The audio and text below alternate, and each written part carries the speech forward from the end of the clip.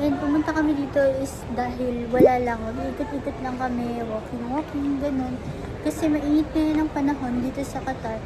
And parang ang boring kasi sa bahay na andun ka lang. So, maglilibot tayo and at the same time, ipapakita ko sa inyo kung ano yung itsura ng Tawar Mall dito sa Qatar. And it's our third time to visit Tawar Mall. Kaya medyo hindi pa namin din kabisado yung paligid ng Tawar Mall. And also, my parents, it's their first time to come here. Kaya, ayun, naglilibot talaga kami para lang makita nila ano yung loob ng Tawar Mall. Although, lahat naman ng mall is parang magkakaparehas na itsura.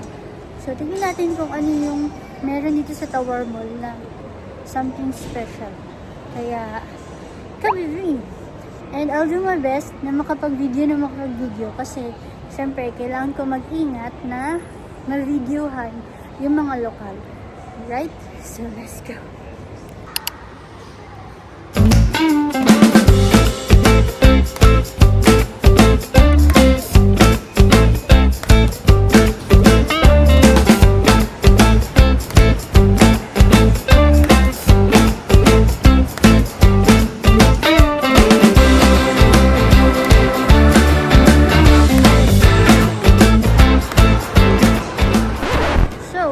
How to get here in Tawar Mall.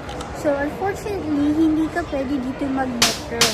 So, the way you can get here is by Uber or by car kung may kotse kayo dito.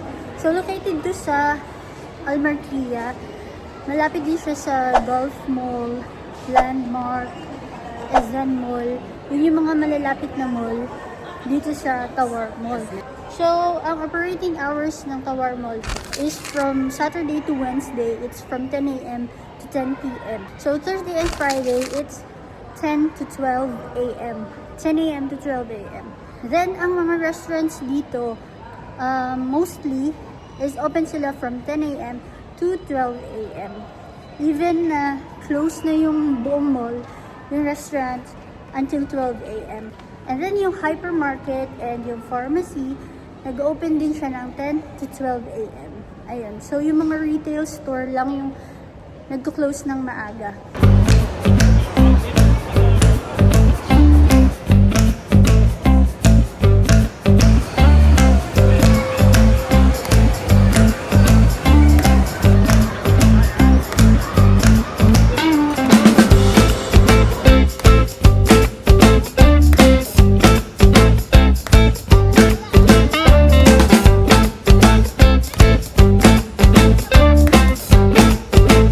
Meron ditong 160 na retail store sa buong Tawar Mall. And of course, may mga restaurants like the normal mall. Now, ang entertainment na makikita nyo dito sa Tawar Mall is yung Nova Cinema, which is cinema.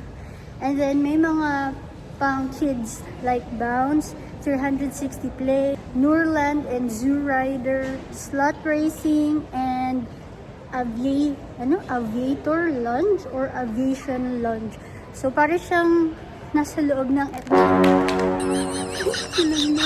So, para siyang nasa loob din ng airplane. Tapos, para siyang lounge. Tapos, nasa loob ka ng airplane.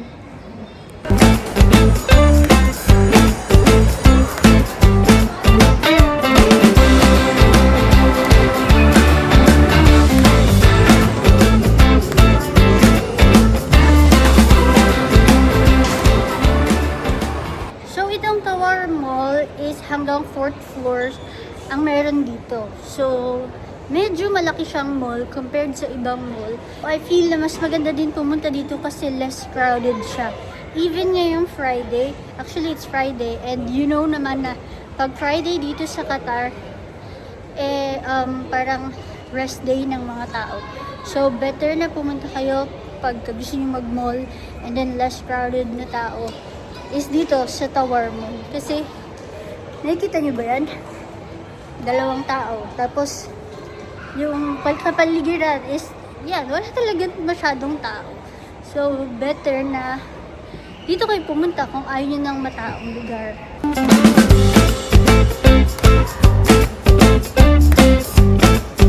Another information lang guys, lalo na sa mga kalalakihan dyan, pwede mag-short. Pwede mag-short dito sa mall na to. Kasi, sa mga hindi nakakaalam, dito po sa Qatar, is may mga mall na bawal ang naka-shorts. Especially sa mga women. Kasi, of course, sinusunod nila yung tradition nila dito sa Qatar. And tawag nila is haram kapag nakikita yung too much skin. So, dito sa Qatar, madalang kayo makakita ng mga balat ng tao. I mean, yung mga OA na balat. Parang cleavage, ganyan. Walang naka-short na super shorts. Kasi ginagalang nila yung mga tao dito. So, ayun. Good thing dito sa Tower Mall, hindi ganun kahigpit yung dress code nila. Pwedeng mag-shorts ang mga lalaki.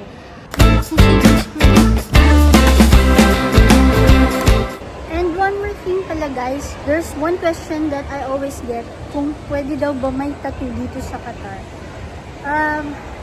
As a tattooed person, I think I can say yes. Kasi wala naman nagpapalabas sa akin dito sa mall. Almost 30 minutes na kami naglalakad-lakad. And there's a lot of guards everywhere. Like, ayan, nasa gilid ko. Hindi naman niya ako pinapalabas or hindi naman nila pinapatakip yung tattoo ko sa akin. Since yung tattoo ko sobrang kita and sobrang laki sa braso ko, which is, ayan, hindi naman masyadong, alam mo yun, big deal sa kanila. So yes, pwede ang may tattoo.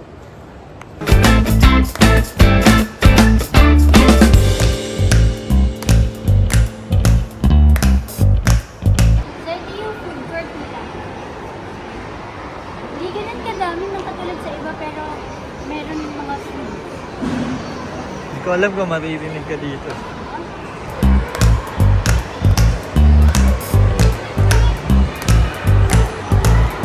Mga variety ng food na meron sila dito. Ang mga Indian, ganyan, Jollibee. Upon walking around, kung mahilig ka sa food trip, hindi ko ma-recommend tong Tower Mall kasi hindi siya ganun kadaming kainan. Like, more on retail siya. And for the restaurants and what's this? Kiosk like this, wala masyadong ganun dito. Unlike sa ibang mall na halos lahat makakapili ka kung anong food ang gusto mo kainin.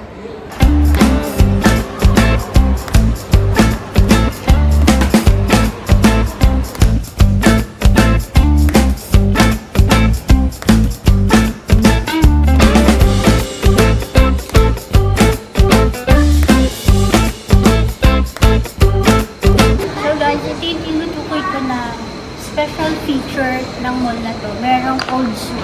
So makikita nyo, para sa traditional na market dito sa loob ng Tower Mall. Although meron nito sa Supa Cave, pero dito sa loob ng mall, may old soup.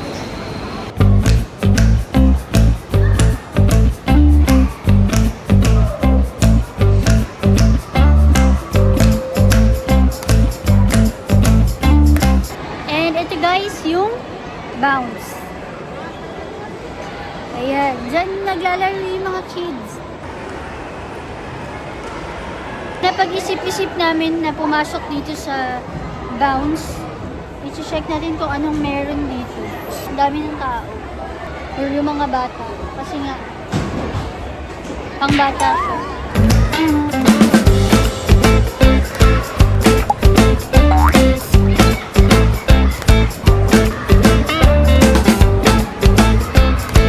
Then, before yung Novo Cinema and not bad. Kasi okay naman yung seats niya, comfortable, everything. And also yung sounds, okay din. Well, okay lang naman lahat. Nagbe-base lang kasi kami talaga sa... Ha? Okay lang? Oo, okay Maganda. lang. Oh, maganda. Okay lang, maganda. Ganun.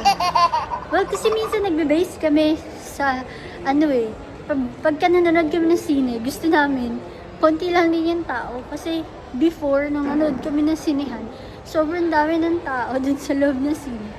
And hindi ko maintindihan bakit tayo sila ng tayo sa loob ng sinehan. Which is, hindi ko alam kung naiintindihan ba nila yung movie or what, meron namang subtitle. Pero tayo sila lang tayo and lagi sila nagkukwentuhan. So, mas gusto namin na kami lang yung nandoon sa sinehan. Hindi naman selfish, pero I mean yung konti lang, hindi yung kami lang. Yung kami lang, konti lang. Mga ganun.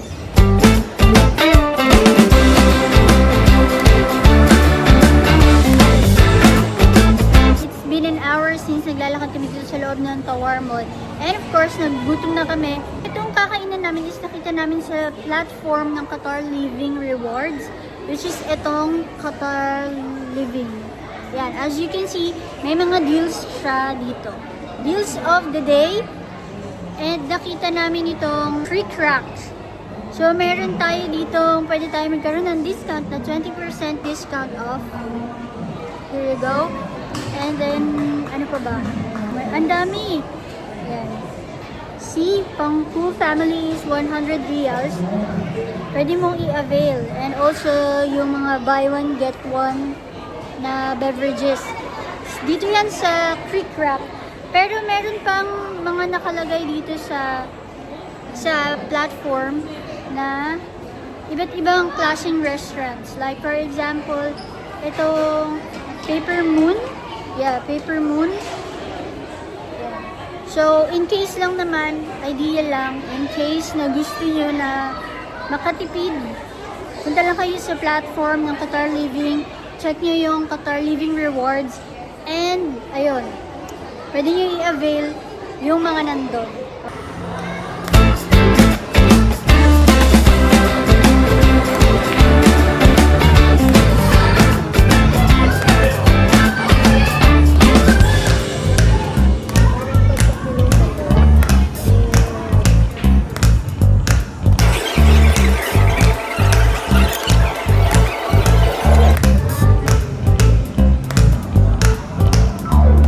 Malaking pizza. Tapos 6 pieces na mini burgers. Tapos meron sa gitna na parang starter na potato cheese with jalapeno, with bacon strips, with may crunchy na chips. Basta yun. Sobrang nakakabusog. Tapos yung mga drinks, ang sasarap. Recommended yung strawberry smoothies at saka yung mango smoothies.